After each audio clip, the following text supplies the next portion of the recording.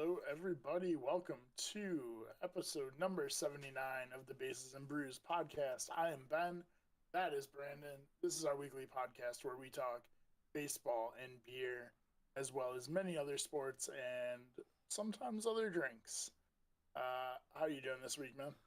Doing okay, just counting down the days to vacation. I I, have I four definitely understand I have that. 4 more working days before I go on vacation. I work That's tomorrow. You're so close. I'm off on Sunday, and then I work Monday, Tuesday, Wednesday, and then I'm on vacation for like 5 days. So, Nice. I'm just basically counting the days. I need a vacation so bad. Yeah, especially after I know you were really busy around the start of the school year, and Yeah, I think you took a vacation a yeah. few weeks ago, Well, but you just we stayed at home we and did took a stuff. vacation. Like I didn't work. I didn't really take a Right, vacation. This one's actually going to be a vacation where we're actually like right, going out of town and yeah, going to do something. Whereas that one was more just I need not to work for a little bit. right, Uh, yeah. But but how was your week? yeah, it was all right. Busy as always, but Hey, I'm job used to it. security. Yeah, no kidding. But uh, yeah, what do you got to drink this week? so I don't know if it was last week or the week before. I said I was gonna try and go back and grab some ones that I thought were pretty good. See if I still think that way. I was running late today, so I went and grabbed this Northern Raspberry Cider. I had it at one point. I wanted to grab the lambic that I rated really high, but they didn't have it, and I was Okay. really bummed because I didn't have time to go anywhere else to get any of the other stuff because they're two different places uh, Oh, where any of the other higher rated ones I had were. So I grabbed this guy. I figured it's been kind of warm. This should be light. It should taste good. We'll see if I okay. still rate it the same or if it gets bumped up or down. We'll see. Yeah. But what do you got on tap this week? So I'm actually also going back to one that I've had before, but it is one that I had before we started rating. Mm. So that's Elysian Space Dust IPA. Oh, yeah. I remember liking it, but I don't remember what I would have rated it. So Yeah. we're gonna have it again, and we'll see. But I got bottles this week because Did hold you get a on. Did you get a cool koozie? Yeah, I got it when I was in Cleveland, and I just haven't had bottles since I got back. But yeah, we got a Cleveland koozie. Oh, that one's a good one too. That's one that holds it like all the way Yeah, up the bottle. yeah, Okay. That's a but sweet yeah, one. I dig that. it's nice. On the blue side on So the bottom does it say Cleveland? it says Indians, unfortunately. Unfortunately, that's good. That's retro merch. Right. I think it was super cheap because Cuz it was old merch, old stuff. everybody's just trying to get rid of anything that says Indians on it. But That's funny. That's funny. Elysium I'm not a huge IPA guy, but Elysium makes some good IPAs. yeah, It's a good one of the better breweries for IPAs in my opinion, at least that I've I'm trying tried. to remember where are they out of? Seattle. Yeah, I was gonna say it's close, but not in California. Yeah, it's about as close to you as LA. Yeah, right. Well, It's probably a no, little further, no. but Seattle is a lot further. what's LA's like 6? LA is only 6 hours to, like San Diego. It's like 7. But going up to Seattle would be like a 12 to 15 hour drive. Oh, really? Well, you got to go all the way through Oregon. Oregon. Yeah, that's true. Plus, that's a lot of mountains and stuff up there, so I'm sure it's a lot of windy roads, Yeah, nothing straight. yeah. It's a much longer drive up there. Although if you looked at it on the map, it probably doesn't look like it would be that much farther. Right. Yeah, the farthest north I've been on the West Coast is San Francisco. So it's Okay. the farthest north exactly that I've been is the park on the other side of the Golden Gate Bridge that's Uh, like up on a hill that looks down on the Golden Gate Bridge. okay. I know That's what the park farthest north I've been. I know what park you're talking about, but I can't remember what it's called. Because I thought maybe Golden Gate Park, but no, Golden Gate No, Park is that's on in the the city. San Yeah, Francisco side, yeah. that's in the city, not on the other side. But I've been by the park you're talking about. Yeah, we went up there. So there's Golden Gate Park is on one side of the bridge on the east side, and then the Presidio's on the same side of the bridge on the west side. And then there's another one across the bridge. You gotta love it, right? I mean, it's a national monument. You gotta have parks all over it. Right. All right.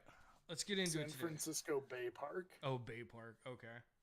Or Golden Gate National Recreation Area or something. I don't know exactly, but You got one of those. But real anyway. Creative with their naming conventions there. I mean, look, if it works, it works. But I just love when I hear random stuff named and you're just like, wow, they really thought outside the box on that one. That's the Bay Park. Where's it at? In the Bay. Oh, okay. Yeah, I guess that makes sense. I mean, look, if somebody can't figure it out, that's on them. Oh, man. All right, let's get into some news. Starting in the NFL, there's a little bit of news. It is official. The Pro Bowl is officially dead. I'm okay with it. I want to have like a hot take about this, but they're just like, who watched the Pro Bowl already to begin with? And what they're doing is, from what it sounds like, they're doing more of like what hockey does. Yep. Well, minus the game. Well, yeah, minus hockey the still actual does an all-star game, but they're gonna be doing like, it sounds like they're gonna be doing skills competition. So there's still going to be something, and I assume there's still gonna be people voted into the Pro Bowl. Yeah. Oh, yeah. You're still going to have, all pros, but... So I don't think this matters, to be honest. No, I'm very happy about it. So they will have a 7-on-7 flag football game. Why? Which, honestly, I'm more interested in that than I was in the full contact game. I mean, I guess you're right, but they have basically played touch football, so yeah, I don't know. I just don't care. They're also going to do, let's see. There's going to be some non-football skills competitions. They've been doing this the last couple of years. Dodgeball, which is actually a lot of fun to watch. I'm okay with that. These insane athletes playing dodgeball. They're going to do best catch competition, quarterback drills, which includes like accuracy drills. And I think they're going to bring back the long throw contest they used to do. Nice. Which is fun. There's going to be 7-on-7 flag football games. So there's going to be multiple games apparently. Like I said, that doesn't intrigue me so much. The skills competition stuff, it more intrigues me more. I'm curious. It says scores from both the skills competition and game day events, which is the flag football, will be compiled to determine a Pro Bowl games champion. I think it'd be cool if you had like a representative from each team in those. Well, I assume that you would have to in order to delineate who wins and loses. Well, I assume they're saying it's going to be AFC or NFC. Oh, yeah. But I think it'd be cool if you had, like, a bunch of teams and, like, every team represented, and you would have, like, one team from the NFL would win the Pro Bowl champion. I don't like that idea because it takes away from the AFC, NFC battle. That'd be like taking... well, see, I don't know. I was trying to think of like baseball if you looked at those, but a lot of like the home run derby, that's an individual player thing. It's not a team thing or anything. True. So I'd be okay if they just did individual winners and didn't have a Pro Bowl champion. Oh, it does say in this article, it is noted that the official press release says that it's a replacement event for the 2022 season. So it sounds like this is going to be a trial run for the future, which, I mean, I can't imagine it will do any worse numbers wise than the Pro Bowl did. Yeah, I was gonna say, even if nobody watches, like, does it matter? It's better for the players, Yeah. and nobody watches anyway. Also, So can we move the Pro Bowl to after the Super Bowl so that the people who make the Super Bowl can actually go? Like, well, see, hate I would that. imagine with this they would be able to. Because the reason 90% Yeah. of players, 99% of players didn't play before was who's going to risk getting hurt the week before the Super Bowl. Whereas Yeah, but they now were you're just all. in skills competitions. Like if I'm a quarterback, I'm throwing at dummies. No one's coming at me like Yeah, but you also have, like, I mean, those teams are practicing that week too yeah. and I watching film on the other teams I and actually stuff. see more participation from Oh, yeah, Super for Bowl sure. players with this change than before. If they're allowed, Yeah. because a lot of the teams might be like, yeah, you're not. I mean, you're not going to go do this while we're in the middle of practicing for the Super Bowl. Well, I mean, all And it I takes imagine a is lot of. a bad throw. You pull you throw your I mean, that shoulder out of too. socket, or you're I mean, running and you even pull a hammy and you're now down I for was the gonna game. say, even flag football, you can pull something or Yeah. non-contact injuries, and Yeah, so so they probably still won't participate, but like I said, nobody watches anyway. Nobody cares. yeah, I'm more interested to watch this than I am to watch the Pro Bowl game, I agree with you on that one. because the Pro Bowl game is just such a joke. Like, it's just not football anymore. I agree. So, all right, let's get into what was one of the biggest news topics of the week, and that is Tua Tagovailoa. How much of this did you see? All of it. Okay. I watched yeah, the hit. I wasn't watching the game, but I saw the hit. I saw a lot of the broadcast stuff. I've seen a few of the stuff after. Yeah. So for anybody who doesn't know, last Sunday, Tua got sacked,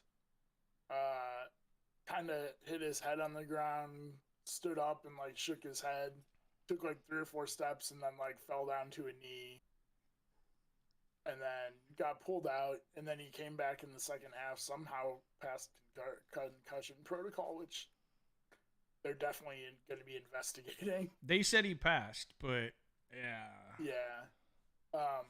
And then so they had the Thursday night game last night. Gets sacked again, kind of gets body slammed, hits his head, and dude, I legit thought like he's either paralyzed or this is a career-ending injury. Yeah, it was real bad. One of the worst you've seen in probably the last 5 to 10 years. Like, it wasn't the most gruesome injury I've ever seen, but it was one of the hardest to watch. Yeah, it was rough to watch.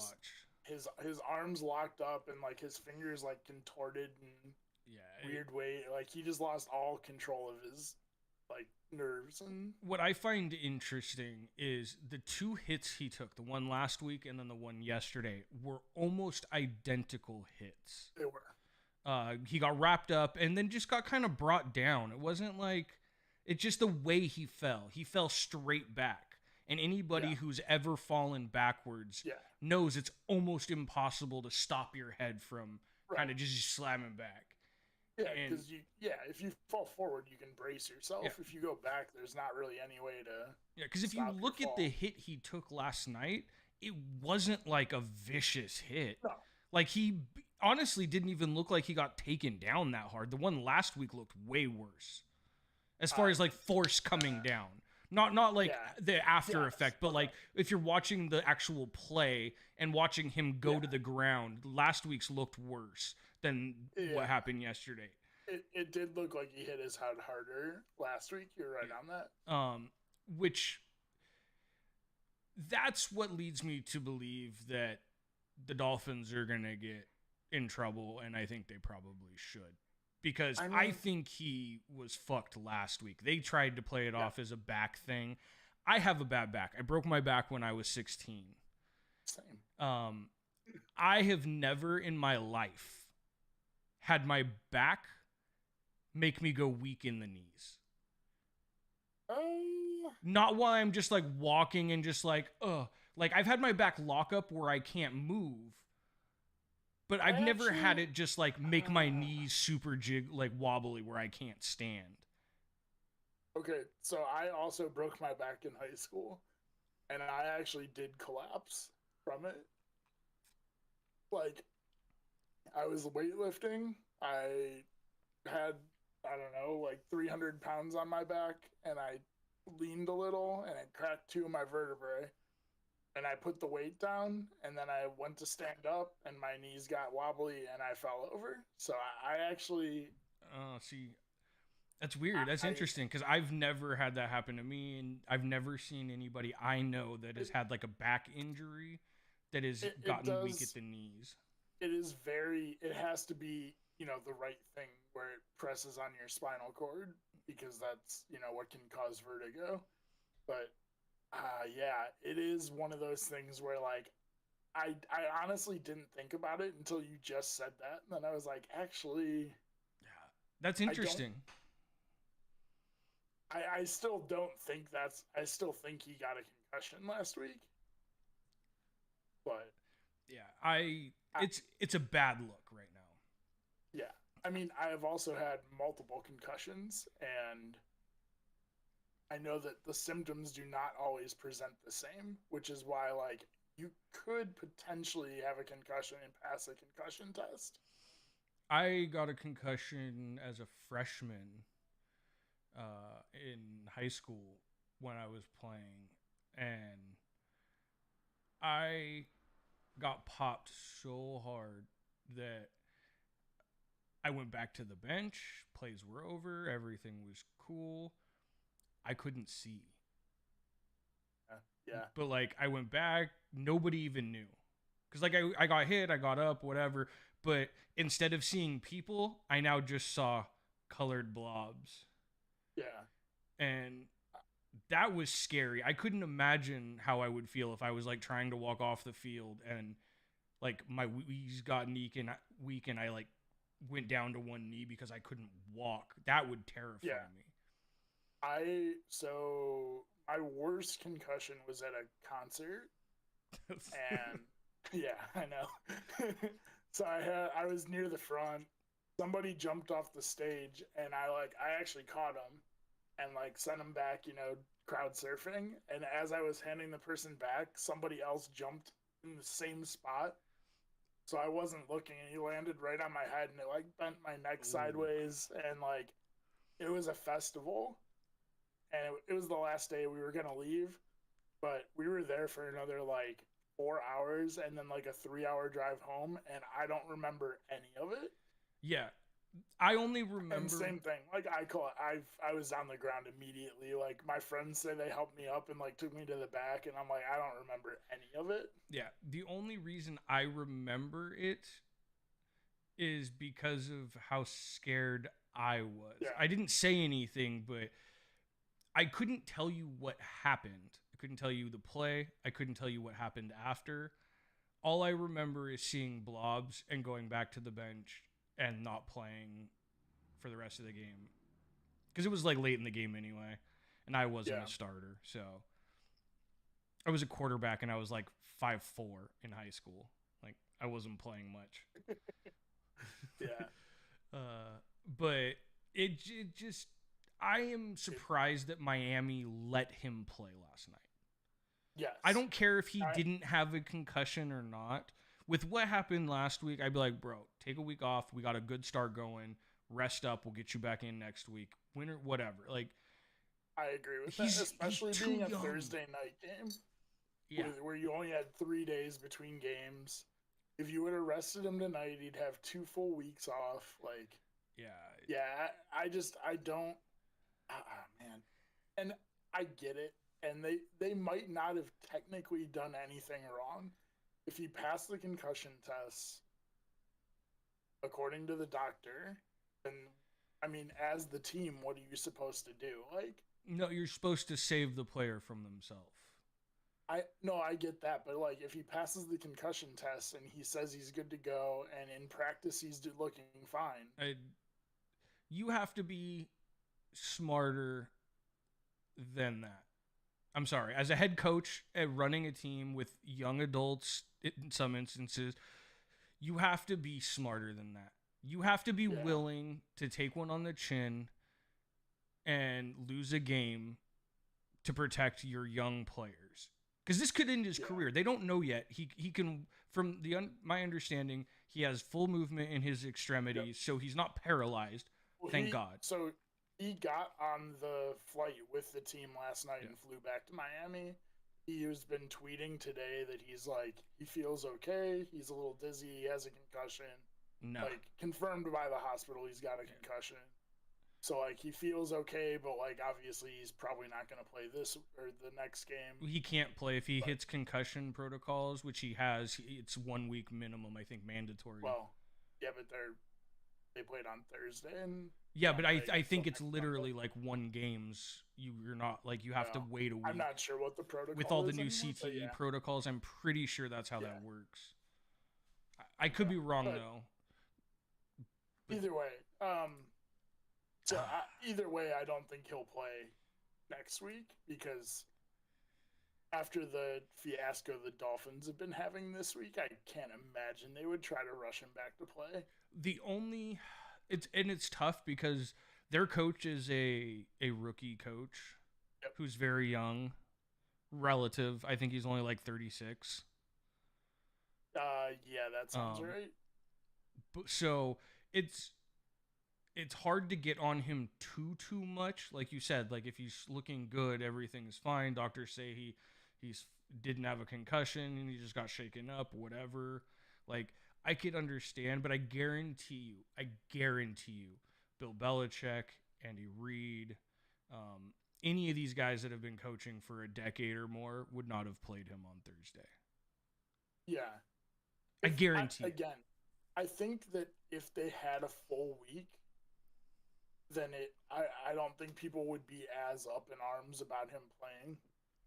But being a 3-day week between games after what he went through, I have no I just don't see how you could do it. Yeah. I don't know. I think it was mismanagement on the coach's part. But like I said, the play he got hit wasn't even like a violent hit. It was just kind of unfortunate the way he came down. But it makes me wonder if the league is going to potentially try to limit that kind of a tackle, but I don't think you can. No, I don't think neither of them were dirty hits. No, they were very light hits relative. Yeah, I mean the one on Sunday, he didn't really even get hit. He threw the ball and got pushed and like fell over backwards. And but he had really bad whiplash on that one. The one yesterday was it was a hit. He got sacked, but it wasn't that bad. Yeah, but it wasn't like a hit. Like he got wrapped up and then just got taken to the ground. It wasn't like it wasn't like the plays you see where like the guy gets picked up and then like it wasn't crazy. No. So I don't know, but with how bad it looked, and I'm sorry, whoever was running the booth and running the cameras.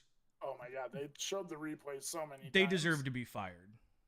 I'm sorry. It literally was just, they showed that replay probably 30 times during the game. It disgusted me. I understand if you want to play it once or twice to understand like what the hell happened. Right. But like once you have to show it at least a couple times or fans are going to be mad and be like, I don't even know what happened. Yeah. Like, but and the way they talked about it was just, it got under my skin. I'm sorry. They were like, oh, he slammed him to the ground. It's like, not really. Yeah, no, it wasn't that bad of They were trying to make it sound, not even trying. They vocalized it being way worse than it actually was. Yeah. I don't like that for the defensive player because he didn't do it. I'm pretty sure like all the Dolphins players who they talked to were like, it wasn't that bad. There was nothing wrong with the hit. Like I don't think I heard anybody say anything on the team. No, yeah.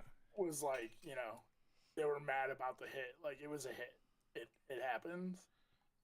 But yeah, no, it was a rough one. And yeah, I was watching the game, and as soon as it happened, I was like, this is bad. Yeah. Like it's really bad. Yeah, I think So, whoever in the booth they handled it very poorly. I did agreed. not like how they handled the situation as a whole. Yeah. Yeah, you can keep talking about it, but you don't have to keep showing it. Yeah, exactly. Cut away, go back to, jump up to the booth, let people talk for a bit, That's Yeah. fine. Explain what's going The on the other field. But like the other thing that was weird to me, and maybe they just didn't want to jostle him, but like they put him on the stretcher and then they like wheeled the stretcher off the field instead of like bringing a cart out. And I'm like, this is so slow. Like, what are you guys doing? yeah, that was a little weird, but maybe they thought the all the extra bouncing maybe That's the only thing I can think of. in the cart might have been detrimental. I don't know, but it But just whatever. I hate to see guys hurt like that because that was Oh brutal. yeah, Because I've actually yeah, seen people get but, knocked out where that happens. Doing yeah, different things like skateboarding, fights, whatever. I've seen a couple people like actually knocked out like that where their hands lock up, like where they yeah, literally got brain damage from that yeah, whatever happened to them. Because whether people want to like to suffer brain damage, it may not be yeah. much. It may go away. Maybe you know what I mean. But like he hurt something bad with that play for his hands to lock up like they did. There was a neurosurgeon on, I think it was the Dan Lebitard show.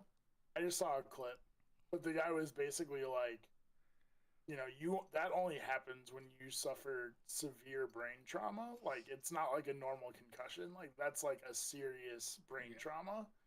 Like that's the only time that something like that happens. So Just it makes it just it's bad. sends chills I down my back mean, just yeah, thinking about it. it sucks for. I mean, obviously it sucks, but especially with the year he was having to start the year, and they finally got some weapons around him in Miami. So hopefully he's not out super long, And and hopefully hopefully he this comes back okay. yeah, hopefully But there's no lasting things. Hopefully this exactly doesn't turn him into glass. right. Because Yeah, if it it's. does, then like that sucks. If like this is the kind of first crack in that Yeah. armor that now he I just mean, any big hit is gonna fuck him from now on, that would suck. I'll say, everybody says it, but the more you get concussions, the more susceptible you are to them. And like that's definitely true. As somebody who's had like 5 or 6 concussions, it's accurate. I think I've only had the one. I think maybe a second one that I maybe can't remember, but I think I've only had the one. I've had a few. They all suck, even the mild ones. But yeah, But I mean, I'm hoping he gets better. And if he's tweeting saying he's feeling better, that's real good news. yeah, But I mean, yeah, I'm still please worried sit for him out, to be take your honest. time. Yeah, go check with some experts, get some brain scans and stuff. But Yeah. and I'm sure. I mean, he's got access to the best doctors in the world, so Yeah, I at mean, least he can go do that stuff. as much as I hate to see it, I don't feel bad when professional athletes get hurt It's because, part of the job. well, it's not even that. It's the medical care that they have access to Oh is yeah, better than damn near everyone on the planet. yeah, So, like, yeah, it sucks, but they're going to be going to doctors that, like, make more in an hour than I make in a year. yeah, Like, I'm not feeling like the quality of care they're going to get is unreal. yeah, for sure. But all right, let's move from that one onto another scary incident involving a football player, and that is Miles Garrett, defensive end for the Browns. And this one, I got the notification for this, like, I don't know, whenever it happened, 2, 3 days ago. And I was like, oh God, like, this could be horrible. I mean, not even, obviously, I was worried about Miles Garrett because, like, the dude legit seems like one of the nicest guys ever. But, like, just for the Browns, like, this could be devastating. Yeah, right? But somehow, so Miles Garrett was driving his Porsche home from practice, I think it said. And he tried to swerve out of the way of a deer, and he ended up flipping his Porsche. I think it said 3 times, which is nuts, by the way. Like, that's a lot of times to flip your car, but somehow he walked away from it, and he had a passenger also walked away from it, both with very minor injuries, some cuts and bruises, and a couple sprains. But like, Myles Garrett had a press conference today and was like, if I'm cleared by the doctors, I want to play this weekend. Like, he's like, I'm good to go. Which is nuts to me. That is insane. Like, men's just built different. But yeah, if you look up pictures of the car crash, like, man, that Porsche is totaled. Yeah, I saw the wreck, and that's when I messaged you and was like, damn, that's a big blow. Because I thought I thought there was no way he was making it out of that with just, some scrapes and bumps and stuff. Like, I mean, props to Porsche. Yeah, I guess I know what my next car is going to be. Also, I want to talk about the fact, like, anyone who's seen a picture of Myles Garrett, how is he fitting in that car? It's a Porsche 911. So 911s are actually bigger on the inside than you think, yeah. I mean, Myles Garrett's a big dude, but I mean, like, Shaq bought a Ferrari. Granted, but then he got it custom built. Well, I mean, he didn't have it custom built. Like, let's be honest, he had the top chopped off. Yeah.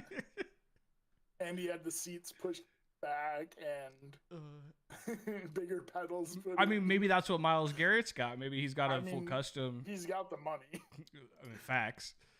But yeah, it just, like, unrelated to the actual accident. I saw this and I was like, why is Myles Garrett driving a Porsche? But now I'm glad he was driving a Porsche, because apparently they're very safe.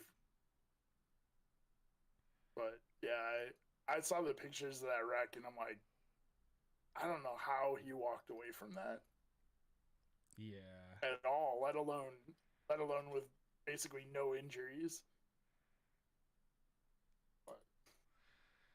Anyway, yeah, I'm glad he's not hurt, though, because I thought for sure that was going to be another ding for your Browns when I saw the wreck, and I was like, fuck. Honestly, if he plays this week, I'm going to be amazed. Like, I almost don't want him to play. We're playing Atlanta this week, and I'm like, take a week off. We're good. Like, it's Atlanta. We're like, good. It's okay. It's okay. Just, you're good. But yeah. All right, let's get to some baseball. Let's start with the other big news of the week, and that's Aaron Judge ties Roger Maris with 61 home runs as the American League record.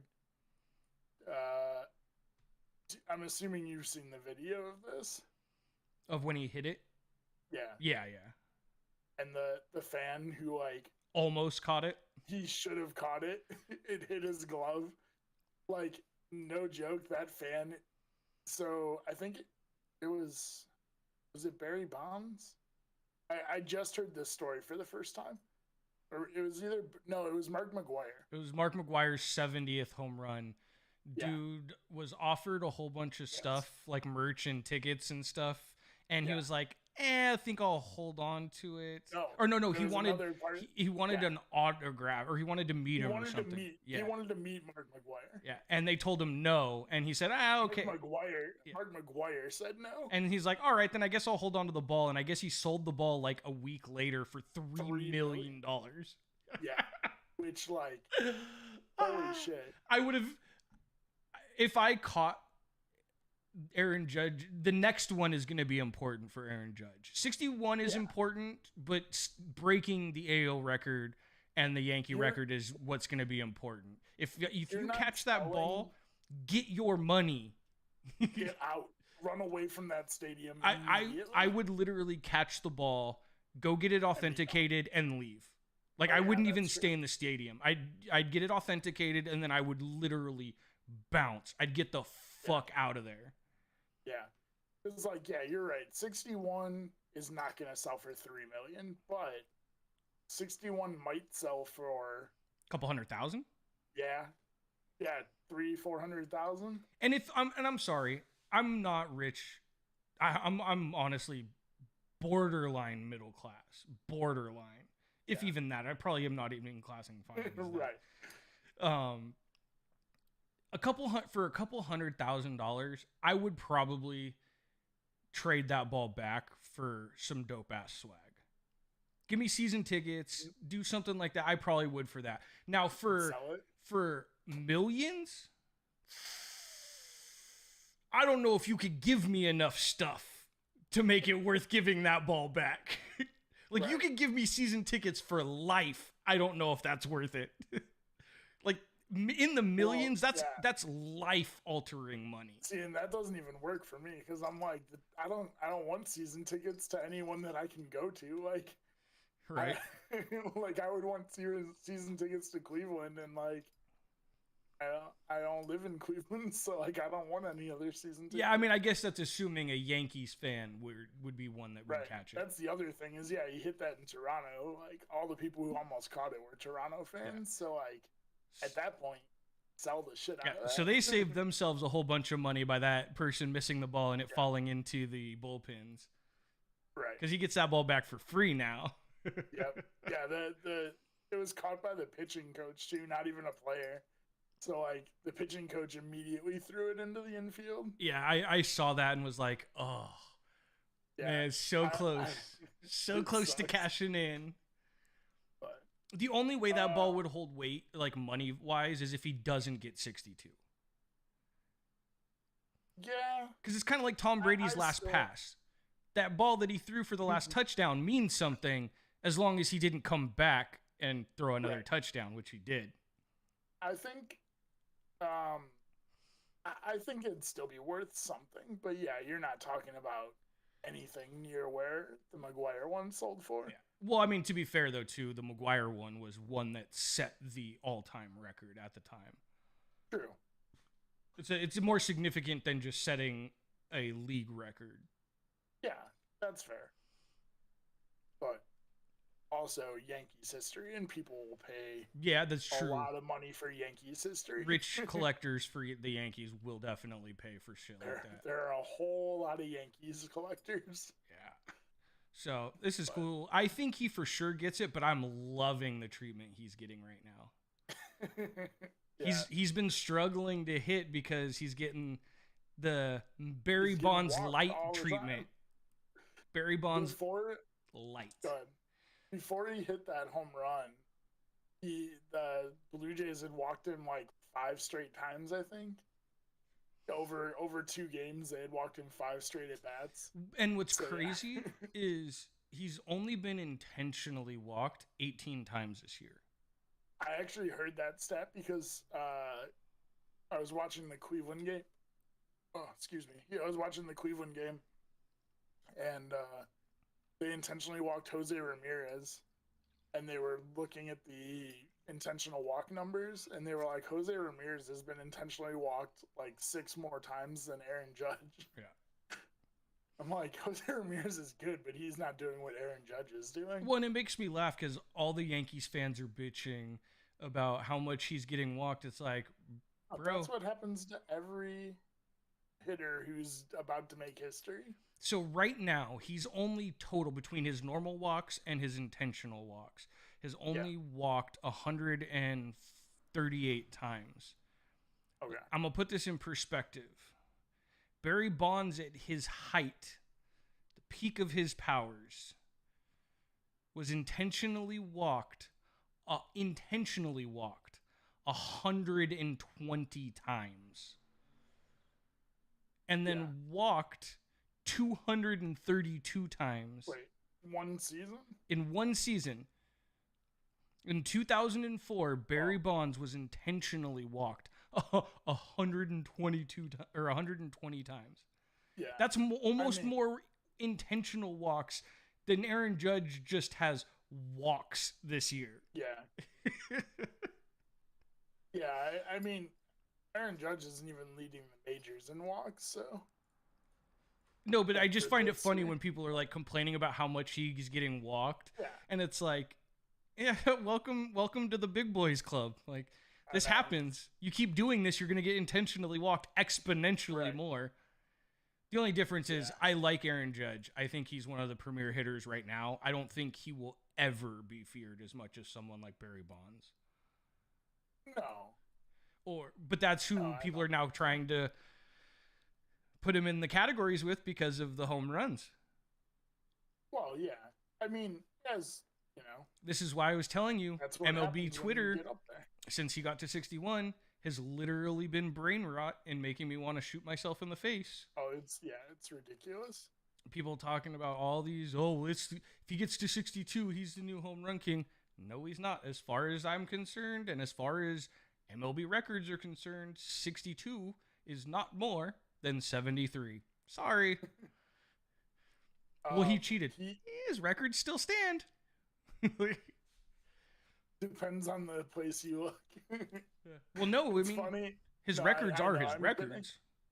I think it's funny in the like MLB The Show games and stuff because Barry Bonds refused to give his rights to.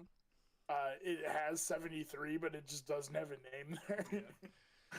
But also for Aaron Judge, he is currently pretty much guaranteed to finish. He's guaranteed to finish with the home run lead. Well, I mean, wasn't he like 20 up on the next closest guy? Yeah, I mean he's 23 up for the American League lead. Also, by the way, Mike Trout is currently in second with 38, and he missed like a month and a half, a quarter of the season. That's nuts. Why he, I would argue, is still the best player in all of baseball. Yeah, I mean, there's competition now, but I mean, I'm talking overall, obviously, player, not just hitter, or not just whatever. Yeah. I would still, if I was making a team, I think I would still pick Mike Trout over Aaron Judge. If I was making a team to like for a year, then yeah, I agree. But if I'm doing like for the future, there's guys I'd pick over probably both those guys. Well, maybe, but that's because they're both of them are older.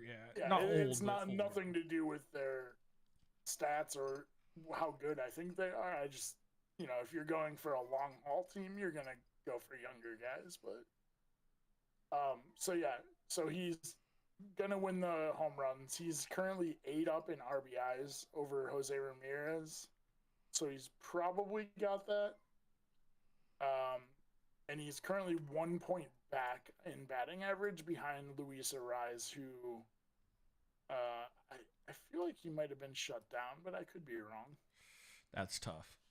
That's going to suck if he misses the Triple Crown by like 1 or 2 points on the batting average. Oh, no, I guess he's not shut down. But I did see something about quadruple crown, and I didn't look at it. And I don't know what other stat it would be unless it's OPS, but I feel like most people who win Triple Crown would have a high OPS.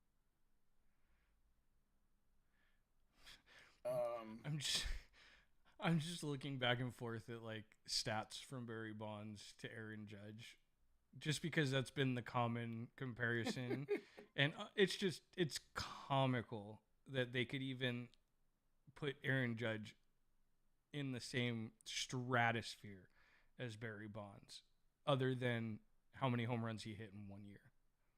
Yeah.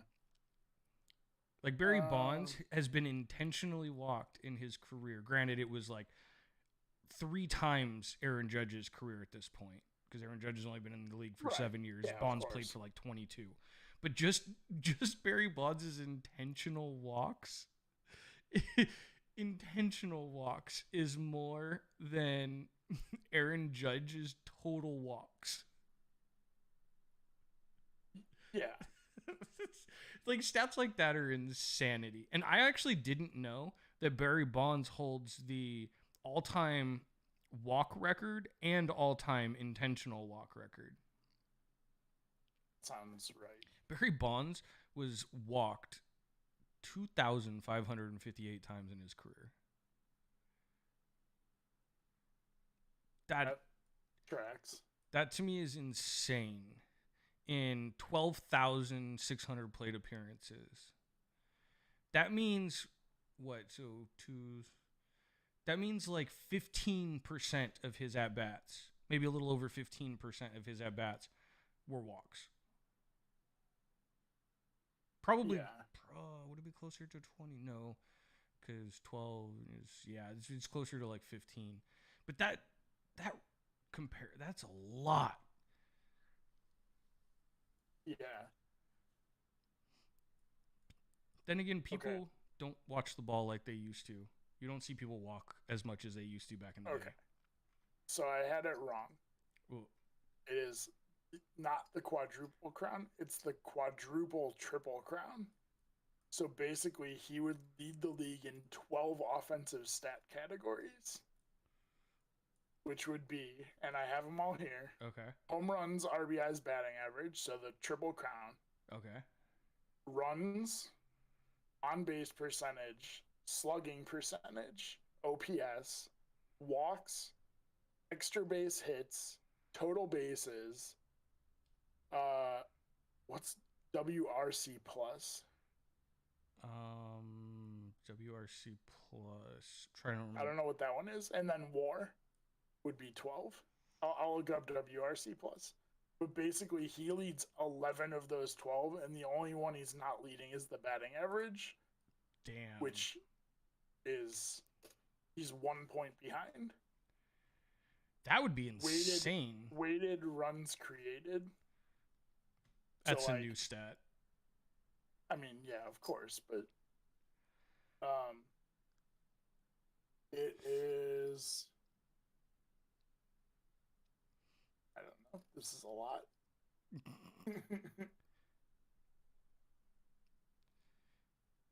Is he really? This is a very confusing.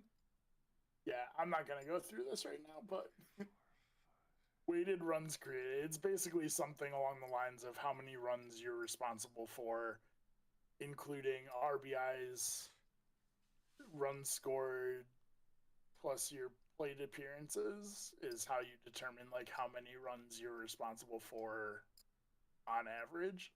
Okay. But so yeah, so he leads all of those except batting average, which he's 1 point behind. So he could end the year leading in 12, basically the 12 major statistical offensive categories. Gotta love that.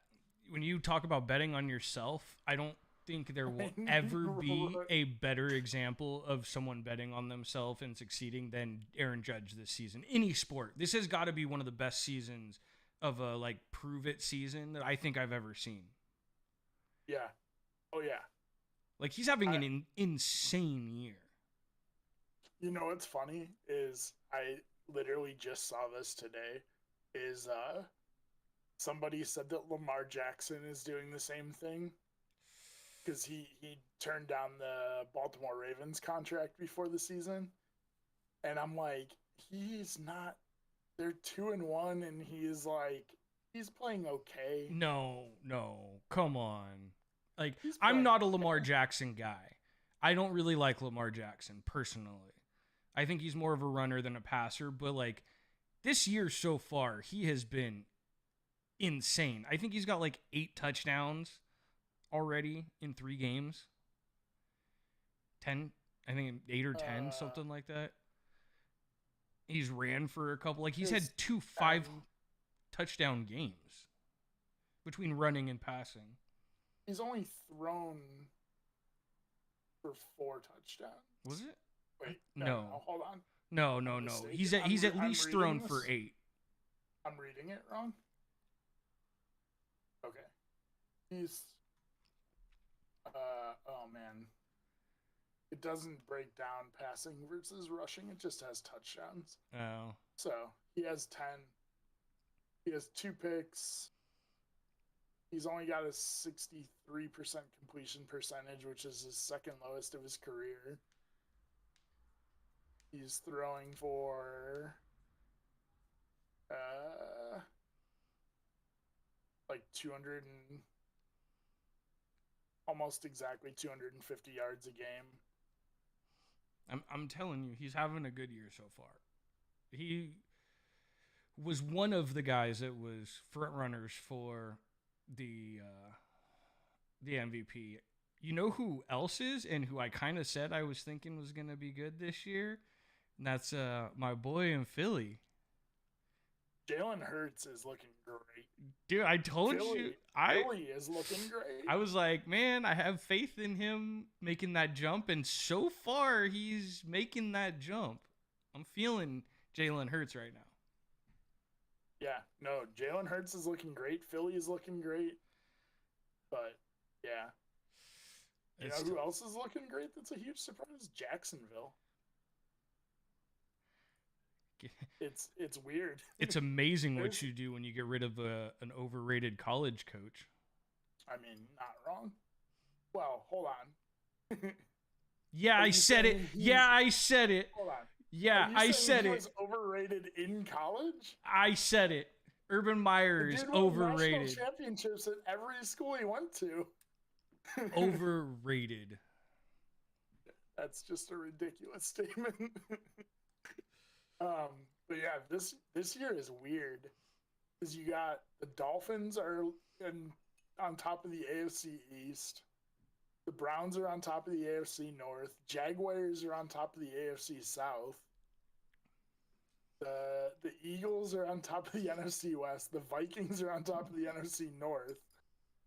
The Buccaneers, no surprise, on top of the South, but they're not looking great either. They just have their defenses carried them to some wins. Yeah, but they've had like nobody.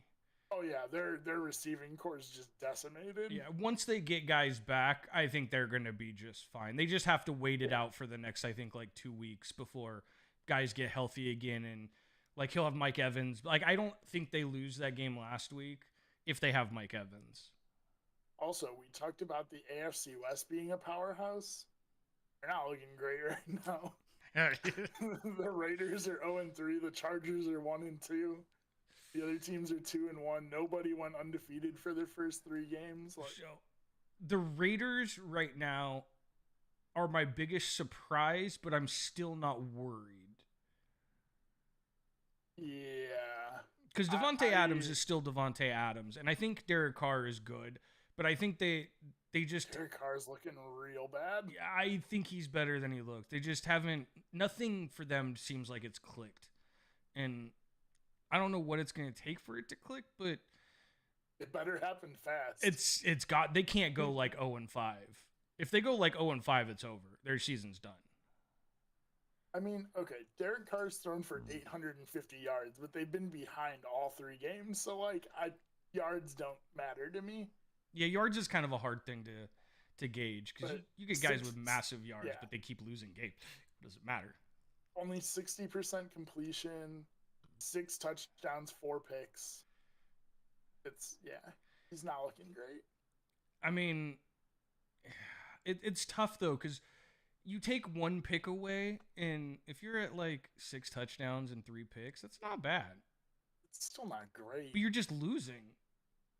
That means you're on pace for 34 touchdowns and 17 picks. That's not bad. That's not good. That's not bad. Okay, people need to get... Okay, this is something that drives me fucking batshit crazy because of the era we're in where analytics, numbers. Would you consider Brett Favre as one of the greatest quarterbacks all time? I mean, no, but... Like, I'm talking like top 15 all time. I'm not talking like top 3. I'm talking like, 15-ish, like in that area where you would still consider him one of the best to do it, but not like he's not in that category with like Brady and those guys. Maybe. I don't know. I would say Brett Favre's stats are awful. If you really break down Brett Favre's stats, they're really bad. So I would argue that the average fan would say yes to my question. Yes, I agree with you. That he is one of the better players to ever play quarterback. And then you look at his numbers, he had a ton of seasons with 20 plus interceptions. Now, granted, he threw like 35 or 40 touchdown, whatever it was in those seasons, but like Brett Favre had some really ugly interceptions. He led the league in interceptions very regularly. Yeah, I don't consider interceptions as detrimental as some people do. Okay, that's why I actually say so. That's why I wasn't worried about Jameis Winston when he went 30 for 30 and then came back the next year when he got his eyes fixed and looked a lot better. He's not looking great this year either, but no.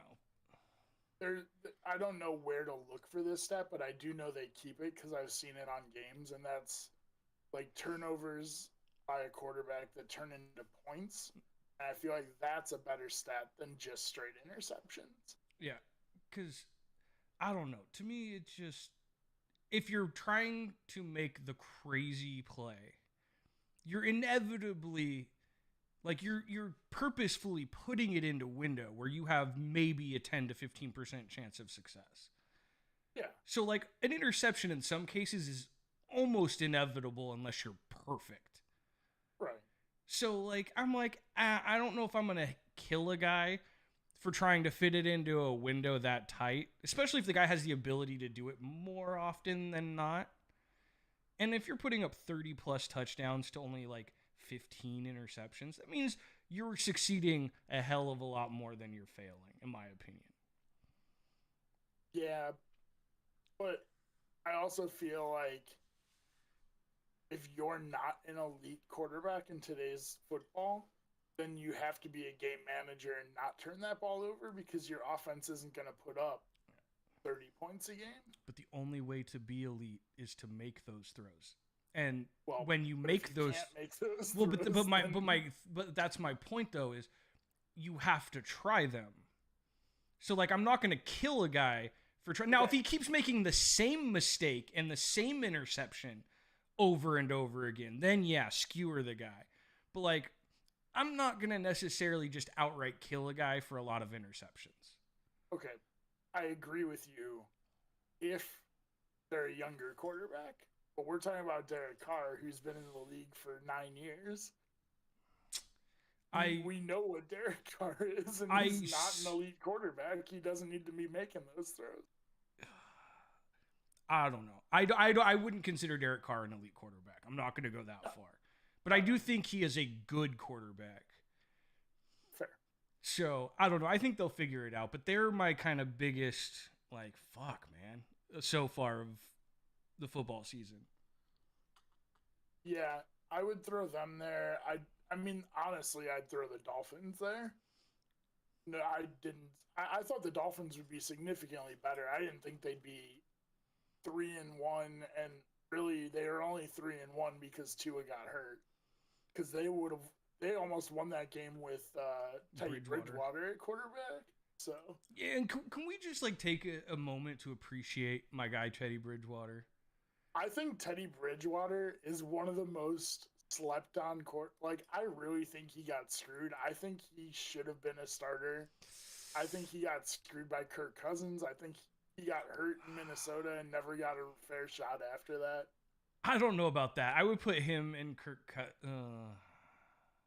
I think he's more dynamic and equally as skilled at passing than Kirk Cousins. I don't know. I also think people underestimate Kirk Cousins, though. Agreed. The problem I have with Kirk Cousins is the same problem I have with Jimmy Garoppolo. They can't get it done in the important moments. Kind of. They look good when you look at their win-loss, when you look at like how they're performing, they look good. But when you need them to make a play, they're not dynamic. They just seem to fall just ever so slightly short. Like it happened with the Niners again this week. Jimmy Garoppolo played like shit for pretty much the whole game. This was a terrible game for Jimmy. But he had an opportunity late in the game if he could have just completed a couple passes that he missed. Wasn't drop passes. He missed the throws. Yeah. And a great quarterback, not even great, a really good quarterback would have made those throws. But it's hard to hate on Jimmy G because you look at his win-loss record, and he's won like 72% of his games. So it's like, he's like the third highest win-loss percentage since he became a starter. So it's like it's hard to hate on him, but at the same time, like he is like there is a reason that the Niners want to move on from him, but it's tough. And that's kind of where I feel like about Kirk Cousins. Yeah. He's I good, agree with that. but he just can't make the play when you need him to most of the time. Because these guys will all make plays from time to time. Yeah. Right. I mean, they're all professionals. They're all going to make plays, but yes, they're not dynamic enough to do it regularly. All right. Let's get into some baseball. We've talked enough about other sports. I mean, we were on baseball with Aaron Judge, and then we got sidetracked. Let's get back. Let's get back to baseball. Let's bring it back to this amazing triple balk that you brought to my attention before the podcast that I did not see. Richard Blyer, I'm assuming is how you say his name. Yes, I believe that's correct. For the Marlins was called for 3. I think it was consecutive balks. I think they were consecutive pitches. I think there was 1 or 2 pitches in between. Okay. But it was one at bat. Yeah. Pete Alonso was at bat for all 3 of them. And he balked 3 times for them to give up a run. That is brutal. Yeah. Yeah, he either walked the guy or gave up a hit, and then, balked 3 straight, or, 3 balks and 1 batter, and balked the guy from first all the way to home. Watching the plays back, I don't think he balked at all, period. I didn't see the first one. Kind of. I could see if you wanted it, I'd probably go, okay, like, I don't agree with it, but whatever. I could understand where you might try. The second 2 did not look like he moved at all. He looked like he came set to me. Yeah. I don't know. I would have been just as pissed if I was him, to be completely honest. I probably would have lost my shit a lot worse, to be honest. He did, and then Don Mattingly, their manager, ran out and kind of told him to go back to the mound, and then he got ejected, but... I probably would have told him to fuck himself, and I would have kept yelling at him. I feel like he got screwed. I feel like that was kind of some bullshit, to be honest. If you haven't got a chance to go check out the plays, go look at them.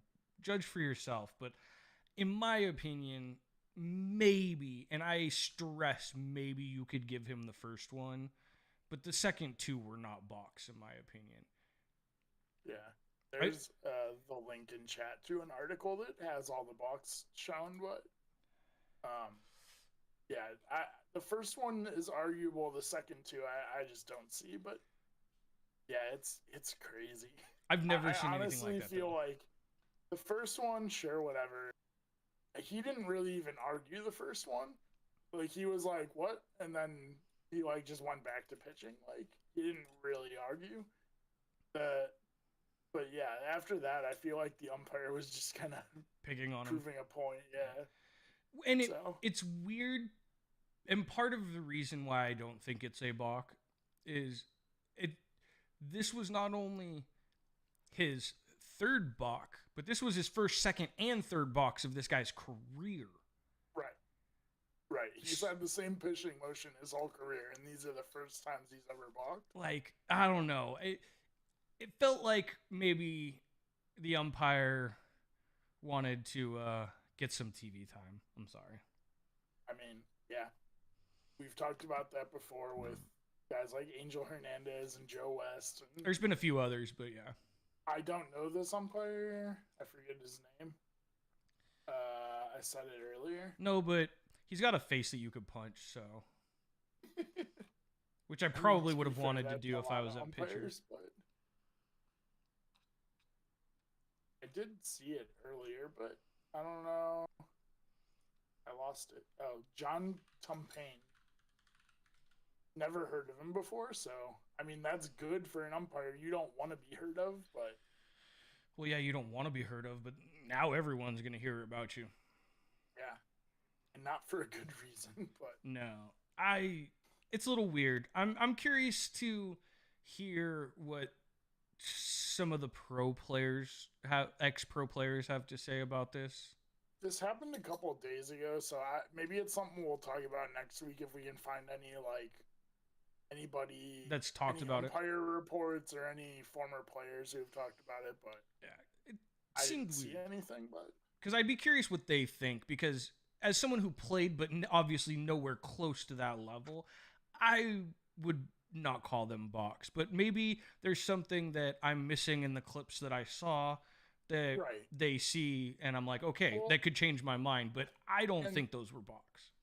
a lot of the clips that were posted were like the actual game footage where they, are cutting between cameras. So like you just see the last second before he like starts his wind up. So it's like maybe if you saw like an uncut camera of him, maybe you'd be able to see it better. But Yeah. I don't know. but yeah, I don't know. It's a weird one. But uh, closing out before we get into some playoff talk, Yadier Molina, who has will be retiring. Well, I guess not for a little while longer since they made the playoffs, but he's going to be the manager for Puerto Rico in the World Baseball Classic. Um, Nice. that's cool. I think it's Like cool. he was the last World Baseball Classic. He was like the heart and soul of that Puerto Rico team. So having him be there and on the field, and like the dude obviously knows baseball. So um, Puerto Rico has so many. Uh oh. Albert Pujols, 701. Oh yeah, I saw that. I meant to bring that up. Let's go, baby. I'm sorry. That's my favorite thing that's happened this year. As a Giants fan whose team sucked balls, it's been fun watching Albert get to 700, now 701. What's does he have any chance of catching the next person? I think the next one's like 712 or 713. I don't think he's got a chance. Uh, 714 is Babe Ruth. Yeah. So yeah, no, he's got to hit 13 home runs in like 5 games. Well, no, because he still has the playoffs because they made the playoffs. Yeah, but I thought playoffs didn't count toward career stats. I think they do. I feel like I looked this up a week or two ago. Maybe. I'll look it up again. I thought they did though, because like that's part of your career. But maybe I'm wrong. But either way, 701 for him. I was hoping it was going to be. I saw the home run thing, and I was hoping it was going to be Aaron Judge getting his 62. Postseason achievements are not counted by MLB in a player's career statistics. Interesting. So career numbers are only regular season play, which makes a lot of the career numbers even more impressive when you consider they probably had more in every stat category.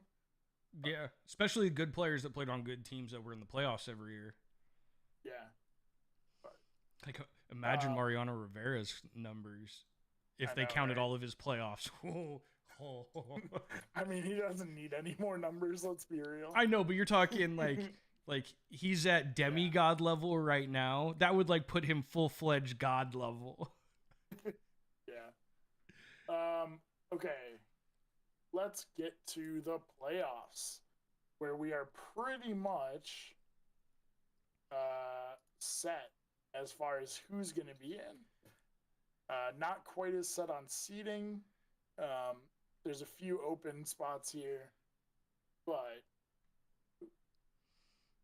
I was there and then I lost. So only one National League team hasn't officially clinched the wild card, and right. It looks like there's between the Brewers and the. Or no, there's a few. Well, because it's 3 teams, right? I can't remember with all the expanded. It's 3, so yeah. So, Padres, Phillies and Brewers have all not clinched. Bro, can you imagine if the Padres don't make the playoffs? They're up 2. They're up 3 over Milwaukee, who is the bubble team. So they would have to lose lose a 3-game lead to Milwaukee, essentially. Could you imagine, though? But the fact that they're even borderline is kind of embarrassing. Yeah. With the payroll they have and the trade they made, like. I do have to say, thank God, the Giants finally back at 500. I should have picked them last week. Not eliminated. Their elimination number is 1. So if they lose any more games, or if the Phillies win any games, they're eliminated. But yeah. I'll tell you what, man, some of the teams going into the playoffs are not looking good. The Rays are struggling. The Mariners are struggling. The Phillies have only won 1 out of. They were on I think 7-game losing streak. Luckily, Milwaukee was not playing well, but Milwaukee was 3.5 back last week when we were talking about this, and now they're only a game out. So how have the Rays and Mariners not clinched? Because Baltimore is 5 games back. 4.5. Is it 4.5? So the Rays magic number is 2, I believe. Well, then the Mariners would be as well, because they're literally tied. Well, they're a half game off. Yeah, the Rays are back a half game, which I'm going to be honest, I kind of hope it stays that way, because Cleveland just swept the floor with the Rays. Literally just had a series with them and owned them. Gotta love it. Yeah, so Baltimore not officially eliminated, but that's pretty much set. It's just who's going to be seated where. Basically, the AL is set. It's just going to be which team's going to be the second and third wild card. Is it going to be Seattle or Tampa? Because right now they're, like you said, they're basically the same record. Yeah. Oh. In the NL, we have the Phillies just don't want to win games. Milwaukee's trying to win games. The Padres are kind of mid right now. I can't believe I told you, dude. I told you the Braves were gonna catch the Mets. So I actually had the game up on my other monitor. The Braves just won, which just put them past the. They're tied with the Mets right now. Let me refresh. Yeah, they're tied. And the Braves have the tiebreaker. So the Braves currently are leading the NL East, which is nuts. I figured they'd run them down. Whoever wins that or whoever loses that division is still the top wild card seed. Since we were on last week, St. Louis clinched the NL Central, and Cleveland clinched the AL Central. Toronto clinched a playoff berth. And I think that's it. I think everybody else was already clinched. I think the Dodgers and the Astros both clinched the number 1 seed.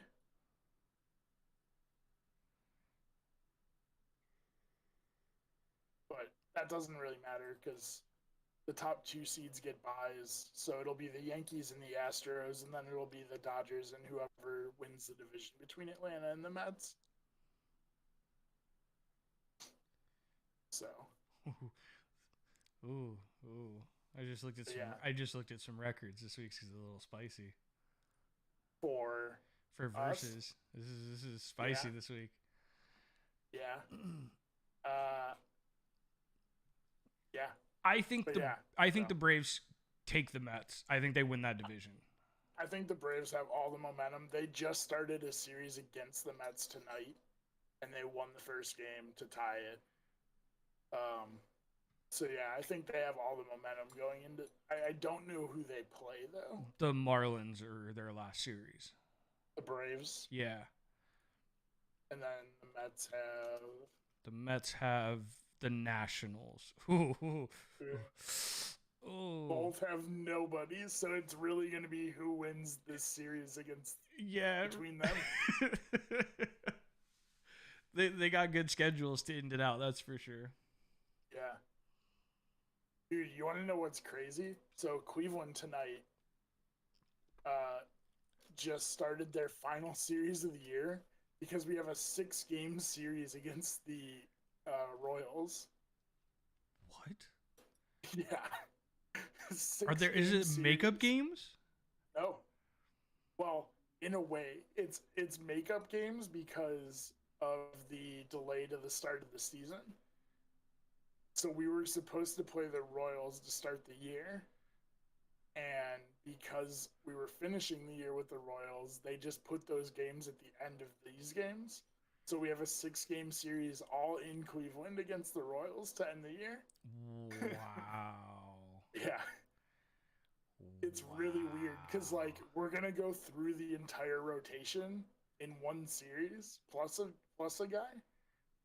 So like we're gonna have guys pitch twice, start 2 games in one series. It's I don't really weird. I don't know if I've ever seen a 6-game series that They're, didn't include double headers. right, or playoffs. Yeah.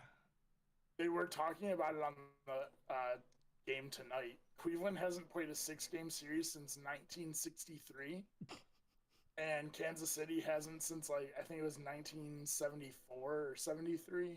That's insane. But yeah, it's a super weird thing. It's something that never happens, but it's kind of cool. But Right? but yeah, so yeah, we got like 5 more days of baseball left in the regular season. So okay, so here's something before we get to rating our beers in versus mode and stuff. Here's something I didn't realize with the new playoff format. So the wild card series are going to be 3-game series, Yes. which I knew. But they're going to be 3 straight days, and they're all going to be played at the home team's stadium. There's no travel. Ooh. You're the lower seeded teams get no home games. That's kind of rough. So it'll be Cleveland will have a 3-game series in Cleveland against whoever ends with the last wild card. So, and then it's like the day or 2 days after that, they go and start the divisional round. It's going to be interesting. I'm actually, I know we both hated on it at the beginning of the year, but I'm kind of excited for like something different in the playoffs. I don't know. I'm still sticking to it. I think it's a terrible idea that almost half the teams in the league make the playoffs. I agree with that. Yes, I'm with you on that. But more playoff baseball is fun. I mean, it gets exciting, but like, what good? It's tough because like, you got. I mean, I guess this year everyone's good, but like with that, I have a feeling at some point you're gonna get a like genuinely not good team in the playoffs, and people are gonna go, "What the fuck?" Like this year, everybody is in the mid to high 80s, so they're all over 500. They're good, but just watch it happen with basketball, where you had literal sub 500 teams making the playoffs. Yeah, well, I mean, shit, it happened with football without that because the Cowboys went 7-9 and made the playoffs because that division was so bad. Like to me, that's unacceptable. Yeah, I genuinely think you should just take the top 10 teams, regardless of league, and I think the playoffs I, should be a separate tournament. I like that because they've gotten rid of the All-Star game, they've gotten rid of this whole American yeah. League versus National League in almost every way. Like, then let's just reseed in the playoffs and like let's go from there. No, I don't like that. I I'm like okay the with it. American versus national, but I do think I'm a little torn because I do think there's enough parity in baseball where I do think it would be very rare to have the sixth best team in either division be below 500. I'm not saying it'll never happen, but I don't think it'll be something that happens often. I hope not. Yeah, me too. Um, but I mean, honestly, even a 500 team, I don't think belongs in the playoffs. no, but I mean, you look at the worst team getting in this year is going to be Philly, probably, Yeah, like and what? they're 12 games over 500. Yeah, I mean that's true. So Provided they don't shit the bed at the end of the last couple games. But even still, yeah, they're going to be what 8 or 9 well, games over 500. So yeah, yeah. I mean, they're guaranteed. Even if they lose out, they're 2 games over right now. Like they could lose the rest of their games and they'd finish 2 over. honestly, 2 games over, I think would be enough for me to be Well, like, I guess, yeah. I don't know. I No, just I agree, but I don't. I also don't think they'll lose out. I do love playoff baseball though. So like once the games start, I'm not going to be Right. bitching. But just like thinking about it logically, it drives me nuts when I'm like, there's literally 12 of the 30 teams are making the playoffs.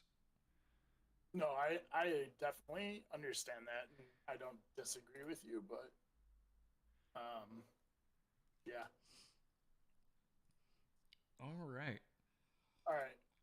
Let's rate some beers. I my computer's lagging. Um, start with you. So I think I've had this rated before. Okay. It's the Northwest Raspberry, the Washington Gold Cider. I think I had. Washington Gold Cider. Yeah, you do have that rated. Okay.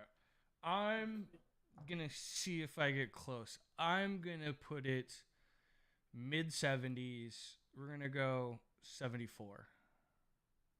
That is not what you had it at before. What did I have it at before? Before you had it at an 82. See, I was gonna rate it higher, and it's really good. It's really good. Like flavor wise, it's very tasty. But it's just okay, if that makes sense. Like it tastes like cheap, like flavored cider. It's not bad. It's kind of sweet. It's got a good flavor. I like it, but I think I might have overrated it to begin with Yeah. because it is good, and I would buy it again and again and again because it tastes good. But I don't know if I would put it super high just on based on quality. Flavor, I Yeah. would rate it at the 80s, but quality, now that I've had a little more time with it, I'd probably go mid 70s, Okay. which I think is respectable. Anything that high is still good. That's fair. I'm trying to update any of the last minute scores here. Before we get to our versus mode, but I don't think either of our teams have games right now, do they? oh yeah, Cleveland finished. Well, yeah, but so did the Braves. Wait, do you have the Braves? Yeah, baby. Oh, all right. That's why I said it's gonna get spicy when we look I at don't know the. why. I was thinking you had the Marlins, who also had a good week. Okay. I had the Elysian Space Dust IPA, which I've had before, but I think it was before we started drinking. Yeah, I think it was actually one of the first few beers you tried when we were. Well, I say Yeah. tried like you haven't had it before. I hadn't. Oh, you before hadn't? I Really? had it for the podcast. Oh, that's crazy. I have drinking that a bunch. I do like it, but it's not one of my favorites. Um, I'm gonna put it at like a 72.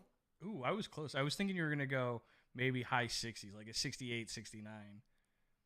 Okay. Yeah, it's good, but it's just a very generic IPA. It's not super hoppy. It's not. There's no citrus. It's just kind of meh.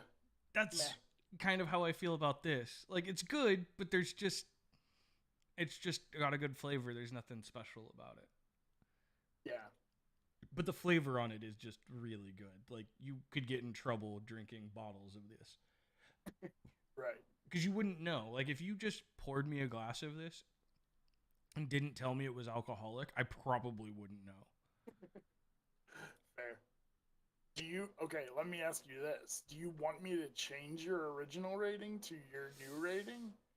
Or do you want me to keep it? Or do you want me to split the difference? Uh, no. Let's I switch think it. Let's switch it to the new rating. all right, you said 76? Yeah, we'll go with 76. Okay. We'll bump it down a few points because it is, like I said, it is good. It's just really cheap good. It's like Boone's Farm Right. good. Almost. Well, no, okay, that's not that bad, but like Boone's Farm tastes good, but it's not good. You know what I mean? Yeah. Yeah. Okay. So let's get to versus mode where we teased it at. Oh, boom. I just caught a mosquito and killed it with my bare hands. I'd be more impressed if it was a fly. Mosquitoes are slow. I mean, they are, but it was coming straight at my face, and I didn't want to get bit, so I'm happy about it. Okay, so this week you picked the Atlanta Braves, I picked the Cleveland Guardians, and this week We pushed. we pushed. We were both 5-1, and because the Detroit Tigers lost today, of all teams, we are tied for the best record in baseball this week. Somehow coming into the today, Detroit was 5-0. I mean, fuck it. But yes, so because of that loss for Detroit, we both get 2 points. Not that it really matters since we both got it, but That just means next week is going to be interesting. yeah. So you definitely got me on record this week or this month so far. You're 20-5. I am 16-8. I needed some redemption. I had some real bad weeks. Yeah. At least coming down the stretch, even if you can't catch up, at least coming down the stretch, you've been doing. I mean, the last few weeks, you've been doing really good. I've had one of, not the best, but one of the best teams for the last like 3 weeks. Yeah. My record right now is actually like I'm okay with it now. Like I don't even care if I don't win. I'm okay with it now. You were like 2 games over 500 at the start of September. I was under 500, I think, at one point. Yeah. But I'm saying like you were right around the 500 mark at the start of September, and you're currently 19 games over 500. Yeah. So I'll take it. pretty damn good comeback from down the stretch here. I think most teams would take an 83-64 record. I'll also say for both of us, because we've both been doing really good the last few weeks, that it does make it easier the later you get in the season because you know which teams are good by this point, and you know which teams are going to get beat up on. Until you have like the Tigers going 5-0 randomly out of nowhere. Right. But yeah, I mean, that's not to take anything away from us because we've both been doing really good. I'm just saying it does make it a little easier, at least for me. But it's not looking like either of us are going to get the player of the month. Jose Ramirez is having one of the worst months of his career. And Manny Machado, I have not really heard anything about, so I assume he's not doing great. Mm. I don't actually know that for a fact, but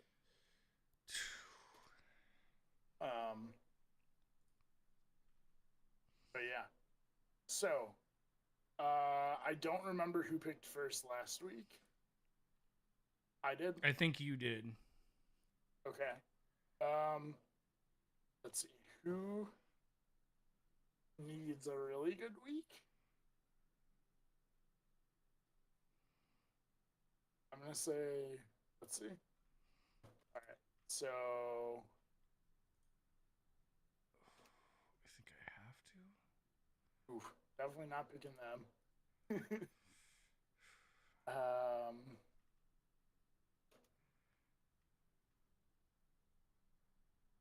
Okay, I got my team.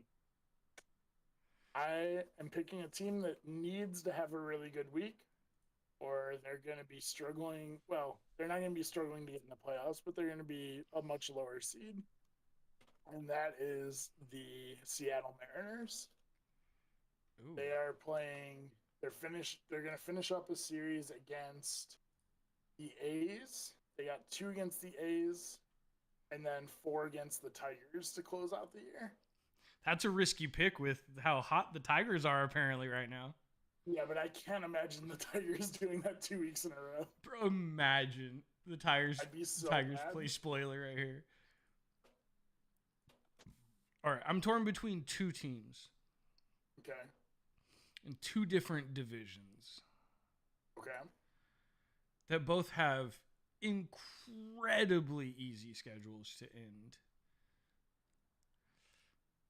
But they don't have to win, which is the only thing I'm worried about. Right. You could have guys playing rookies and September call-ups. And...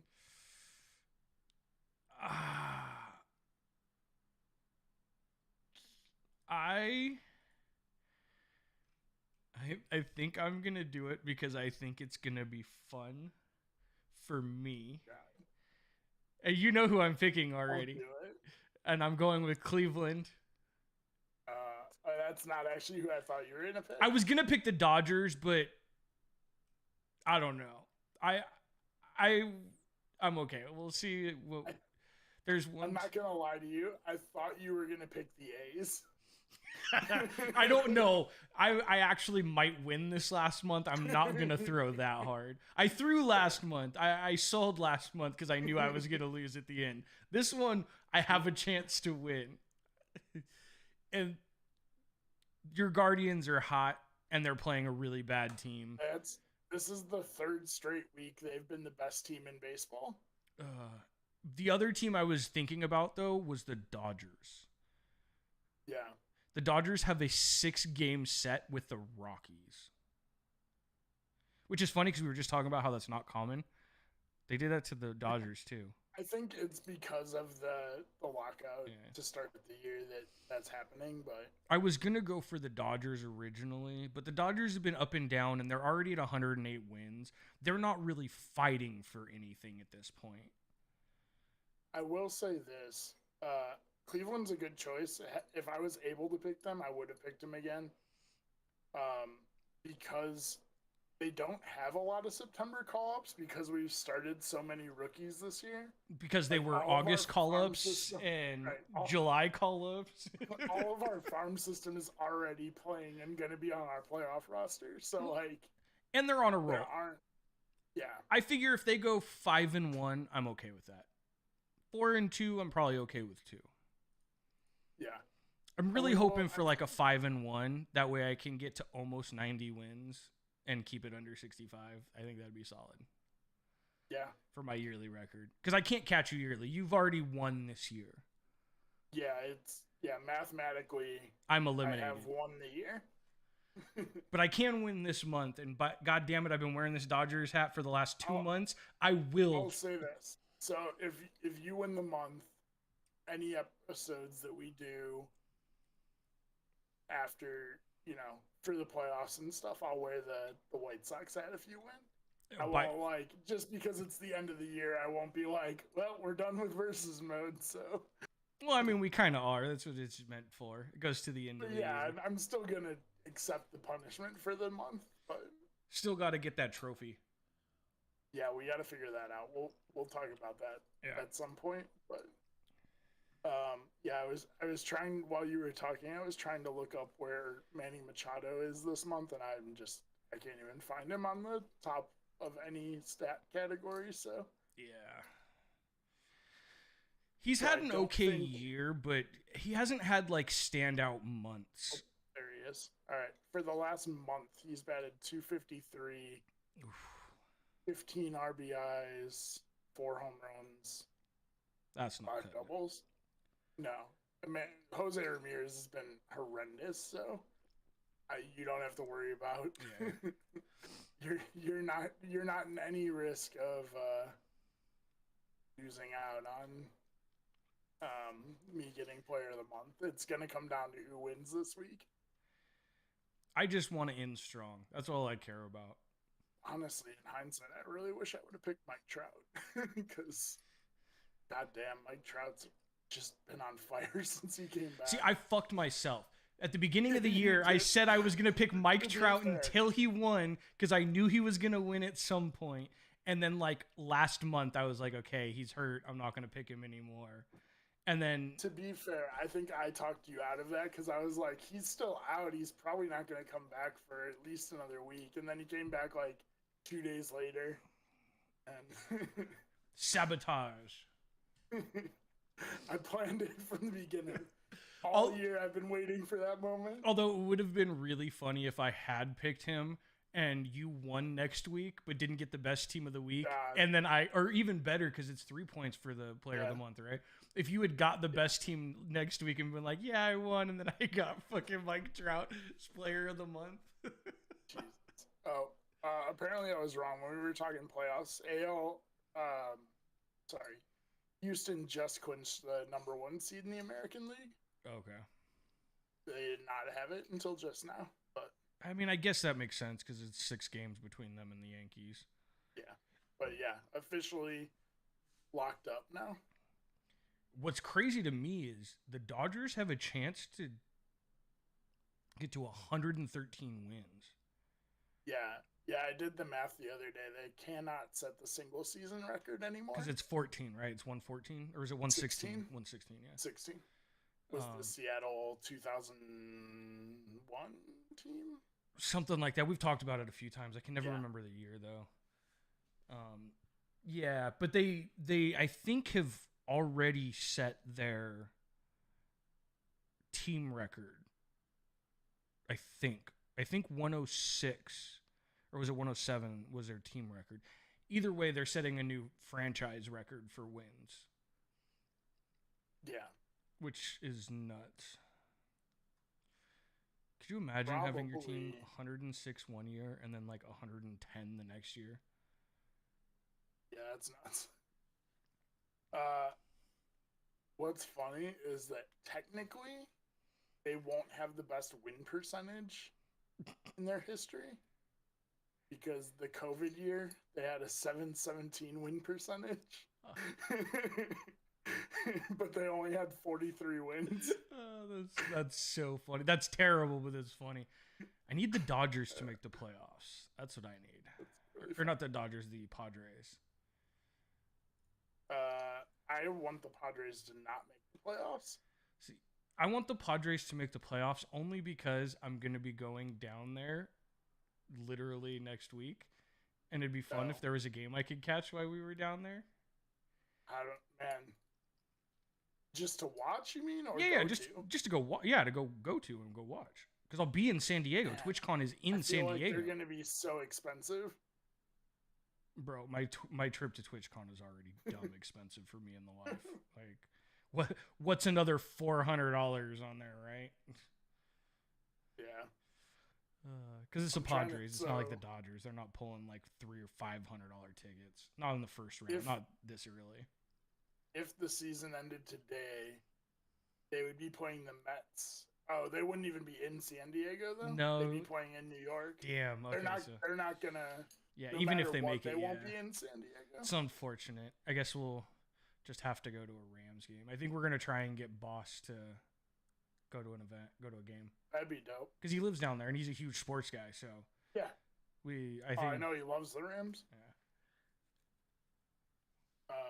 Yeah, no matter what, the Padres will be playing.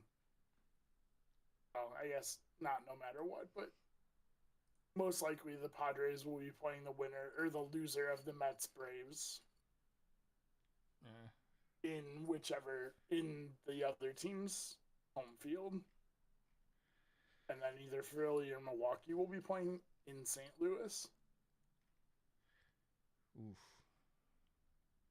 That'll be a fun one. I'm honestly kind of glad that St. Louis is getting to the playoffs. I mean, with Pujols and Molina and all those guys, like, I hope they make a semi-deep run. They're not winning it. There's no way. I mean, I would imagine they have to beat either Philly or Milwaukee. Like that, they should beat either of those teams. Especially those teams are both struggling. But so I just want to see them go pretty far. Get past that. I think it'll be fun. Whoever they play after that is either going to be Mets, Braves, or Dodgers. And I don't think they stand a chance against any of those teams. It's the Mets. I think they could beat the Mets. It depends. I mean, the Mets on paper are a way better team. Yeah, but the Mets on paper are arguably one of the best teams in the league, and they're not playing like that. Well, hold on. They're going to get 100 wins.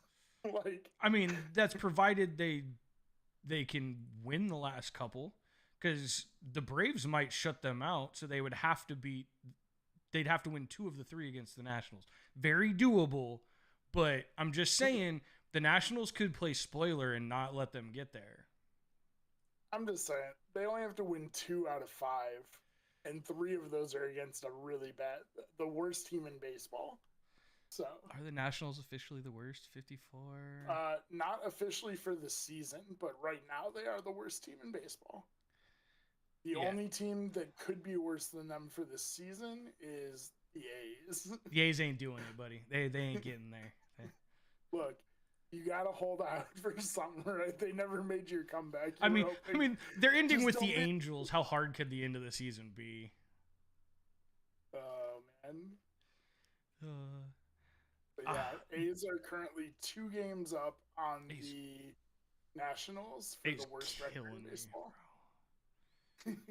I still can't believe you ever made that pick. When you made it, I was like, what are you talking about? They're so bad. So the A's always find a way to get those guys. Those guys they don't pay much, but can get them at least close to the playoffs. But this was their reset year to do that next year. If you do that next year and make that pick, then I won't look as weirdly at you. I have never in my recollection seen the A's with as bad and as low of a payroll as they have been this year. They're terrible. Well, not only that, but their payroll is ungodly low. Like, they had 3 guys at one point, only 3 people making over $1 million on their team. Yeah.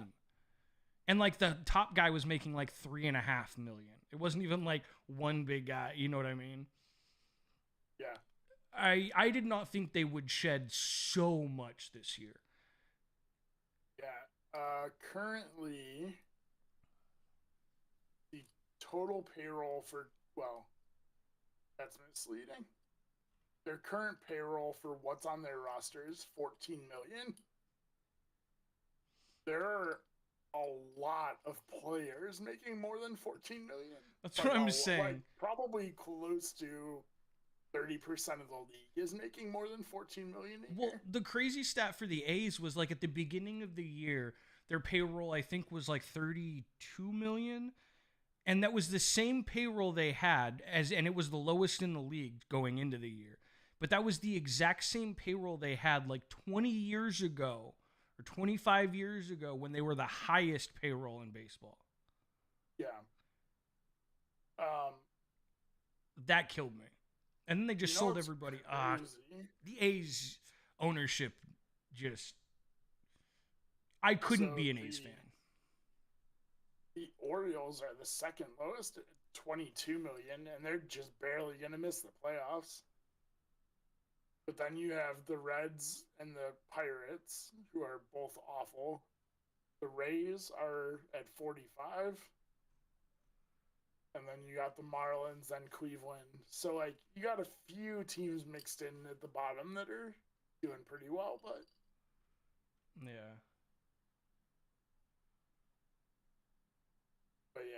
it's kind of crazy.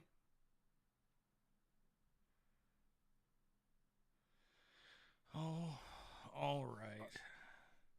All right, so we have our picks for next week. I got the Mariners. You got Cleveland. I swear to God, if And, Cleveland shits the bed in this season, I'm fucking done. No, dude, 5 games against the Royals, we should be fine. I have a feeling they're gonna be fine, but damn, dude, I'm gonna be so pissed if they just. I'll tell you now, they're still gonna pitch Shane Bieber and Tristan McKenzie, who are top 2 pitchers. Okay, then I'm okay. More start as long as they're not planning to sit anybody. They're gonna do like a tune-up game before the playoffs. They're not gonna pitch a full game. They'll probably pitch like 4 innings, but I mean, how's that much different than normal? Sorry. Fair. Bieber usually goes like 7. He's still old school. But all right. Anything else you want to throw out this week before we close it out? Nope. We are good. All right, everybody. Thank you for popping in, listening, watching another episode of Bases and Brews. We have not officially, but kind of officially now moved just straight over to YouTube. Twitch wasn't really doing it for us. So I don't know if we're going to be going back to Twitch, but come by YouTube. Check us out. Hop in chat when we're live. We record this live every Friday, 6 p.m. Pacific, 9 p.m. Eastern.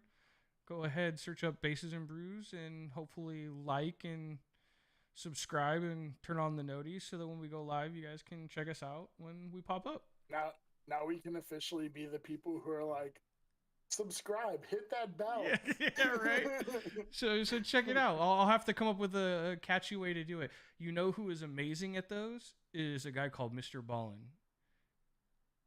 His if you haven't watched his notification stuff, he is money. I don't think his style fits our content, but no, but what he does is just money. It's great. I love it. But everybody, we will catch you guys all next week. Have a good one. Hopefully your teams do well to end the season. We'll catch you guys all next week. Yeah, for the first day of playoffs. Yeah, is it Friday? Friday is the first day of the wild card. Let's go, baby. All right, here we go. We'll catch you guys all next week. Later. Later.